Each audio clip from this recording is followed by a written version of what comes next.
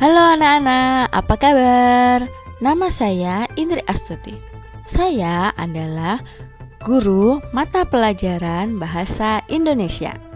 Baik, kali ini kita akan mempelajari tentang teks laporan hasil percobaan yang dipelajari oleh kelas 9 pada semester 1.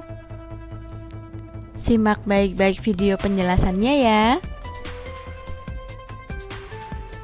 Pada pembelajaran kali ini, kita akan mempelajari tentang teks laporan hasil percobaan. Yang akan saya jelaskan adalah pengertian, tujuan, ciri-ciri, dan struktur teks laporan hasil percobaan. Langsung saja kita mulai ya. Simak baik-baik penjelasannya. Pengertian. Laporan adalah suatu bentuk hasil dari sebuah pengamatan yang dilakukan dan bertujuan untuk menginformasikan hasil yang diperoleh tersebut kepada orang banyak.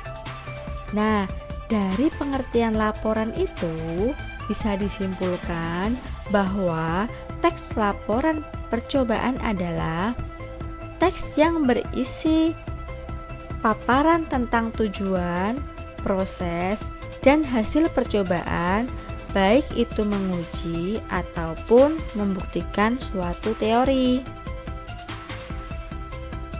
Selanjutnya, tujuan teks laporan percobaan. Teks laporan percobaan umumnya digunakan untuk melaporkan hasil percobaan, karya ilmiah, atau laporan praktikum.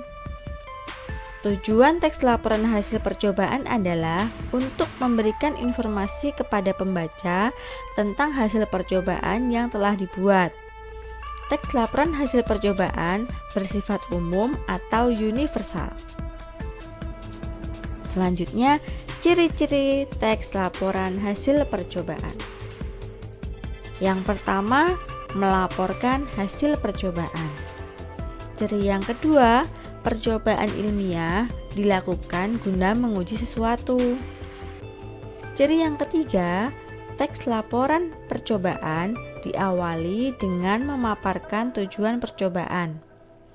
Ciri yang keempat, memaparkan bahan dan alat yang diperlukan untuk melaksanakan percobaan. Selanjutnya, memaparkan prosedur atau langkah-langkah melaksanakan percobaan dan melakukan pengamatan. Ciri yang selanjutnya, memaparkan pencatatan hasil percobaan.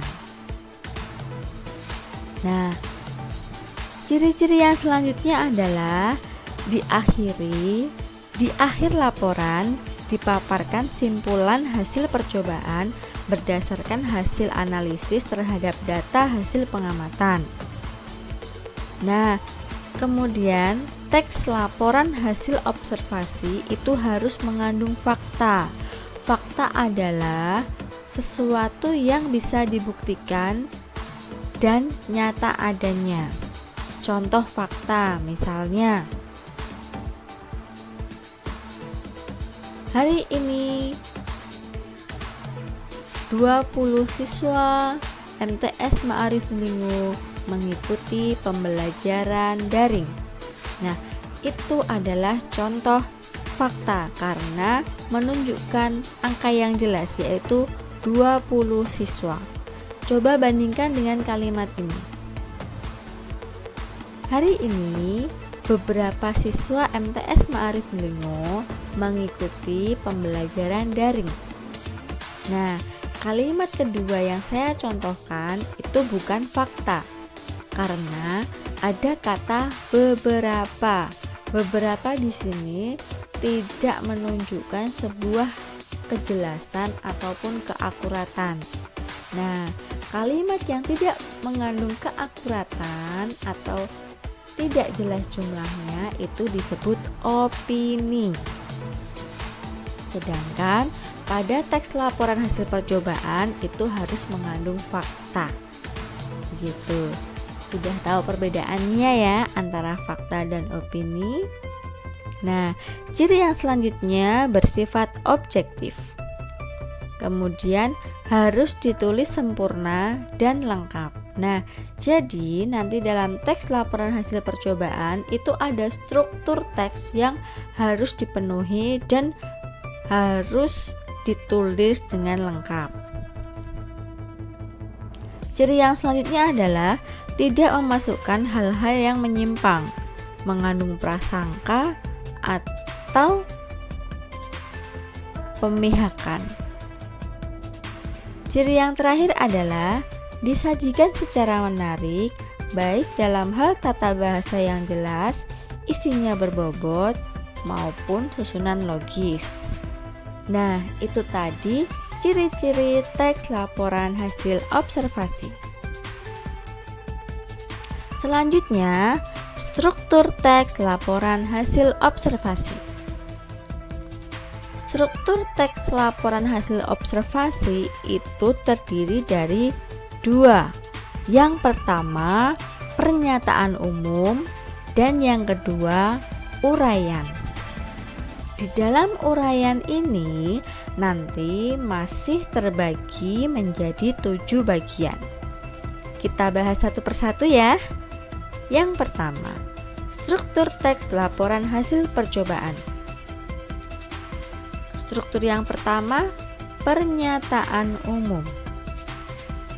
Dalam pernyataan umum ini berisi tujuan dan gambaran umum tentang percobaan yang sedang dilakukan. Struktur yang kedua adalah uraian, yang terbagi lagi menjadi 7 bagian. Yang pertama, tujuan. Tujuan berisi tujuan percobaan. Untuk apa sih percobaan itu dilakukan? Kemudian yang kedua, kajian teori. Kajian teori berisi landasan teori percobaan. Nah, misalkan kalian akan melakukan percobaan tentang cahaya atau membuat cahaya dari cermin dan air. Nah, nanti kajian teorinya adalah teori-teori yang menjelaskan tentang pembiasan cahaya, tentang pembentukan pelangi dari pantulan cahaya kepada kaca, kemudian terbentuk pelangi. Yang selanjutnya adalah alat dan bahan. Pada struktur alat dan bahan ini dijelaskan alat dan bahan yang digunakan ketika melakukan percobaan. Misalnya, dalam melakukan percobaan membuat pelangi, ada alat dan bahan yang perlu kita siapkan. Alatnya misalnya ada kaca, kemudian baskom, dan air. Nah, selanjutnya adalah langkah-langkah. Langkah-langkah berisi prosedur percobaan. Jadi, langkah-langkah atau uraian proses percobaan itu dituliskan secara lengkap. Selanjutnya yang kelima adalah hasil percobaan. Di dalam hasil percobaan, kalian harus menguraikan hasil percobaan yang kalian lakukan. Apakah berhasil ataukah tidak berhasil. Selanjutnya pembahasan. Nah, pembahasan di sini adalah membahas dari hasil percobaan yang sudah dilakukan. Apabila berhasil, kalian harus bisa membuat pernyataan atau harus bisa menjelaskan mengapa hal itu bisa terjadi. Dan apabila percobaannya tidak berhasil, kalian juga harus bisa menemukan alasannya mengapa percobaan yang kalian lakukan itu tidak berhasil. Yang terakhir adalah simpulan.